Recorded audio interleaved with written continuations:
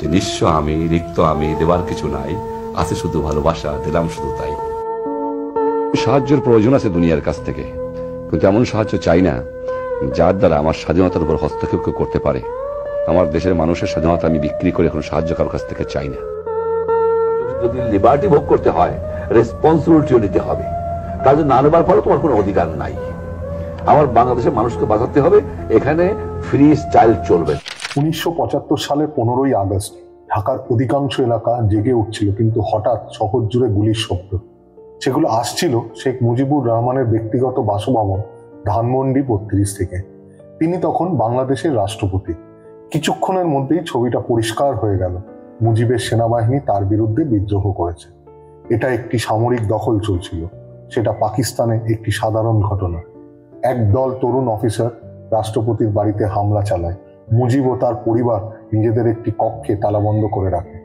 গুলি চালানো শেষ হলে তিনি বেরিয়ে এলেন এবং সঙ্গে সঙ্গে অফিসাররা তাকে ধরে ফেলল।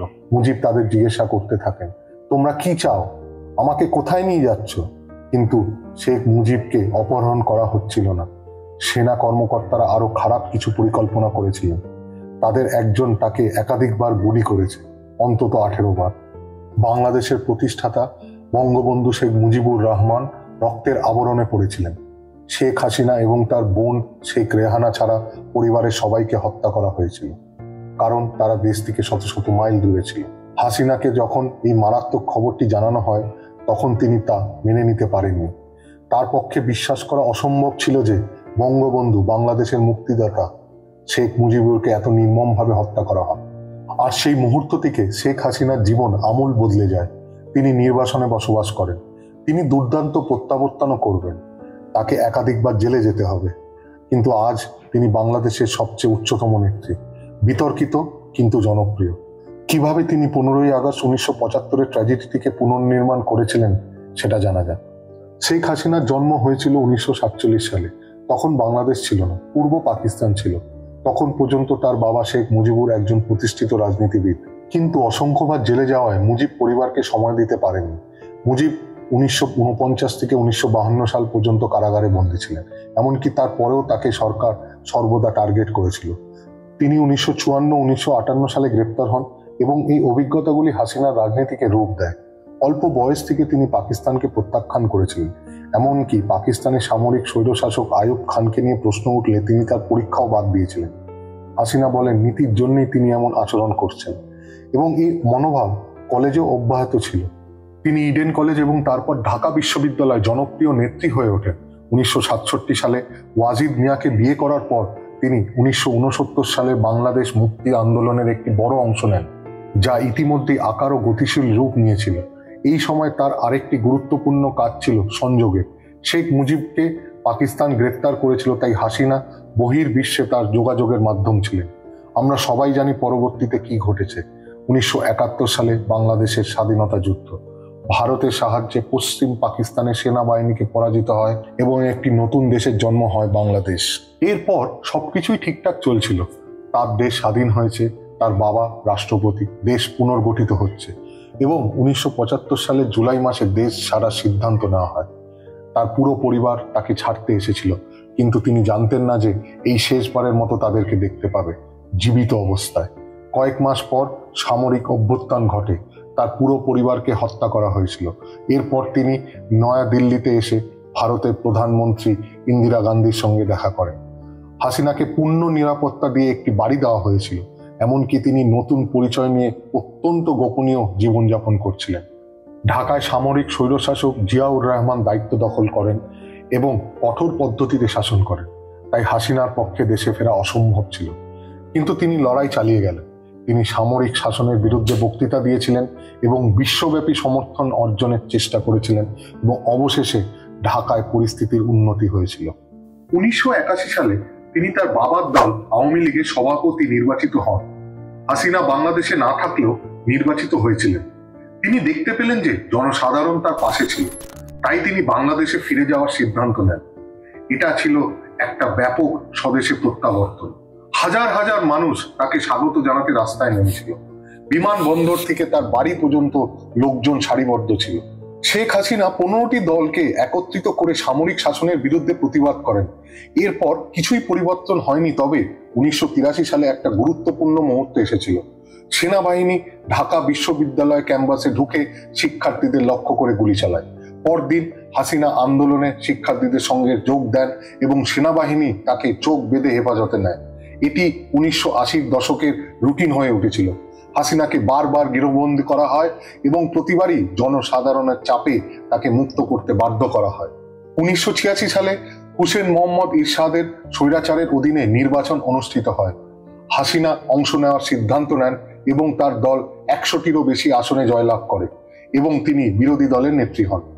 কিন্তু এটা খুব মিশন পথ চলা ছিল না। স্বৈরা শাসকদের অধীনে সংসদ রাবার স্ট্যাম্পের মতো। হাসিনা তা শীঘ্রই বুঝতে পেরেছিলেন।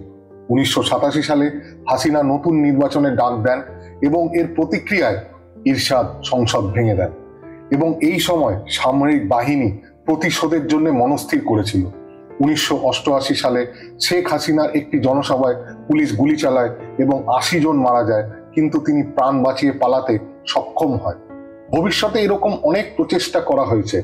বলা হয় হাসিনা সফলভাবে এ ধরনের 19টি প্রচেষ্টা এড়িয়ে গেছে, কিন্তু তার সাহসিকতা পরিশোধ পেল।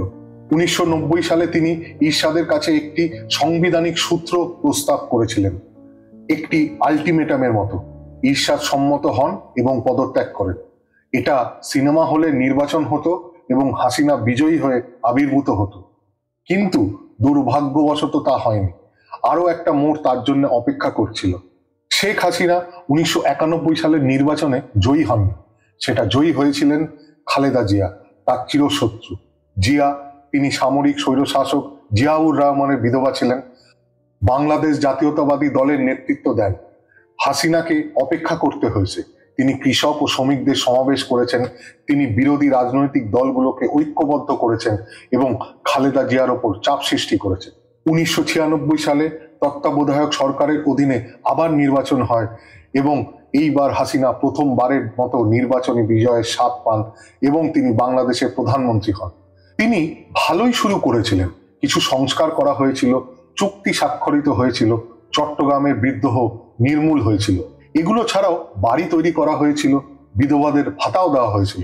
তবে বাংলাদেশের মানুষ ভিন্নভাবে চিন্তা করেছে। 2001 সালের নির্বাচনে শেখ হাসিনা পরাজিত হন। খালেদা জিয়া 2/3 সংখ্যাগরিষ্ঠতা নিয়ে জয়ী হয়েছিলেন, কিন্তু হাসিনা জিয়াকে সাহায্য করার জন্য তত্ত্বাবধায়ক সরকারকে দায়ী করেছিলেন। হাসিনা এখন বিরোধী দলে এবং বাংলাদেশে সেটা ভালো জায়গা না। আওয়ামী লীগের সভা সমাবেশ ও নেতাদেরকে টার্গেট করা হয়েছে, এমনকি প্রাক্তন মন্ত্রীদের হত্যা করা হয়েছে। এটা আসন্ন ঘটনার লক্ষণ ছিল। 2006 সালে বিএনপি সরকারের সময় শেষ হলো এবং এটি আরেকটি নির্বাচনের সময় ছিল, কিন্তু শুধু একটি সমস্যা ছিল। তত্ত্বাবধায়ক সরকার নিয়ে একমত হতে পারেননি হাসিনা ও জিয়া। প্রতিবাদ এবং পাল্টা প্রতিবাদ এবং শেষ পর্যন্ত জরুরি অবস্থা ঘোষণা করা হয়। 2007 সালে হাসিনা আমেরিকা ভ্রমণ করেন এবং তখন তার বিরুদ্ধে দুর্নীতি ও অবৈধভাবে টাকা তোলার অভিযোগ আনা হয়।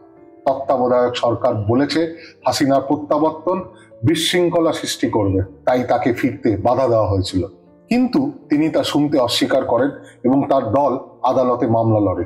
50 দিন পরে তার প্রবেশে নিষেধাজ্ঞা তুলে নেওয়া হয়। আরো একবার শেখ হাসিনার বাংলাদেশে প্রত্যাবর্তন হয়। এটি 1980-র দশকের সাথে খুব অনুরূপ ছিল। বিশাল জনতা তাকে স্বাগত জানায়, কিন্তু শীঘ্রই তাকে গ্রেফতার করা হয়। দুর্নীতির অভিযোগ আবার উঠে আসে এবং হাসিনাকে গৃহবন্দী করা হয়, কিন্তু 2008 সালের নির্বাচনের ঠিক আগে তিনি মুক্তি পান। 2009 সালে হাসিনার দল সেই নির্বাচন জেতে, আর তখন থেকেই তার নিরবচ্ছিন্ন রাজত্ব শুরু হয়। 2009 থেকে 2024 সাল পর্যন্ত হাসিনা গণতান্ত্রিকভাবে নির্বাচিত বাংলাদেশের প্রধানমন্ত্রী ছিলেন, যেখানে 2014, 2019 এবং 2019 সালে নির্বাচন অনুষ্ঠিত হয়। প্রধান বিরোধী দল বিএনপি কোনো বৈধ প্রমাণ ছাড়াই অনিয়মের দাবি করে কয়েকটি নির্বাচন বয়কট করেছে। এবার পেছনে ফিরে দেখি শেখ হাসিনার উত্তরাধিকার কি। প্রথমটি হলো অর্থনীতি। বাংলাদেশ অর্থনীতিতে উঠেছে। এটি বিশ্বের বৃহত্তম প্রসাদ রপ্তানিকারকদের মধ্যে রয়েছে, তাই তাদের জীবনযাত্রার মানও উন্নত হয়েছে। দ্বিতীয়ত যে তিনি সামরিক বাহিনীকে রাজনীতির বাইরে রেখেছিলেন, এটা ভাবার চেয়েও করা কঠিন। শুধু আফগানিস্তান, পাকিস্তান, সিরিয়া ইত্যাদির অবস্থাই দেখুন। সামরিক বাহিনী একবার ক্ষমতার স্বাদ পেলে তাদেরকে ব্যারাকে রাখা কঠিন। তিনি বাংলাদেশকে সাধারণের হাতে রেখেছিলেন। তৃতীয়ত, তিনি ইসলামিক মৌলবাদও আটকে রেখেছিলেন। ইসলামিক দেশ হলেও শক্ত হাতে তিনি কট্টরপন্থাকে নিয়ন্ত্রণ করেছিলেন। তিনি তার বাবার কাছ থেকেও মূল মূল্যবোধটা শিখেছিলেন। কিন্তু এছাড়াও এটাও বলতে হবে যে এই ধরনের দেশে বিরোধী হয়ে থাকাও বিপদ। তাই কেউ ক্ষমতা ছাড়তে চায় না, আর বিরোধীদের চিরশত্রু মনে করে। এইভাবে একটা গণতান্ত্রিক ব্যবস্থা চলতে পারে না, কারণ বিরোধীরাও গণতন্ত্রের একটা অভিন্ন অঙ্গ। এবার সাম্প্রতিক ঘটনায় আসি। দেশের কোটা পদ্ধতি সংস্কারের দাবিতে শুরু হয়েছে শিক্ষার্থীদের বিক্ষোভ। যথারীতি এই বিক্ষোভগুলো সহিংস রূপ নেয় এবং রাষ্ট্রও তা নিয়ন্ত্রণে রাখতে বেশ কয়েকজনকে হত্যা করে। কিন্তু বিএনপি, জামায়াতে ইসলামী এবং কিছু বিদেশি শক্তির সহায়তায় সরকার তাদের দাবিতে রাজি হওয়ার পরও এই তথাকথিত বিক্ষোভ চলতে থাকে। ছাত্রদের বিক্ষোভকে সামনে রেখে শেখ হাসিনার সরকারকে উৎখাত করতে সেনা অভ্যুত্থান ঘটালো। যদি কেউ বিচক্ষণ বুদ্ধিমত্তার সাথে মনে করেন যে একটি ছাত্র বিক্ষোভ বর্তমান বিশ্বের যে কোনো রাষ্ট্রের সরকারকে উৎখাত করতে পারে, আমি তাদের প্রতি আমার শুভ কামনা জানাই। এখন বাংলাদেশ আবার সেনার কবলে। সেনাপ্রধান বাকেরুজ্জামান এখন দেশের হাল ধরেছেন, আর শেখ হাসিনাকে পদত্যাগ করতে বাধ্য করা হয়। তাই তিনি সঙ্গে সঙ্গে তার বোনকে নিয়ে বাংলাদেশ ত্যাগ করেন। রিপোর্ট অনুযায়ী তিনি ভারতে আছেন, ইংল্যান্ড, আমেরিকা থেকে আশ্রয় চাইছেন। এখনো পর্যন্ত কোনো সঠিক ঠিকানা নেই তার। এক সময়কার বিদ্রোহী, অদম্য লড়াইয়ের জন্য পরিচিত, জীবনে অসংখ্য প্রত্যাবর্তন করেছেন। আজ সেই শেখ হাসিনার কোনো দেশ নেই।